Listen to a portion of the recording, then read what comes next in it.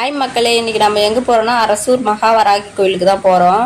அமாவாசைக்கு எப்பயுமே மலையனூருக்கு தான் போவோம். ஆனால் இன்றைக்கி அக்கா வந்து போன தடவை அமாவாசைக்கு வந்து வராகி அம்மன் கோயிலுக்கு வந்திருந்தா. அரசூருக்கு மாமாவும் அக்கா வந்திருந்தாங்க. மாமாவுக்கு திடீர்னு அடிபட்டுருவே அக்கா மட்டும் தனியாக பசங்களை கூப்பிட்டுட்டு வரேன், நீ வா பாப்பா அப்படின்னு சொல்லி கூப்பிட்டுட்டு இருந்தா.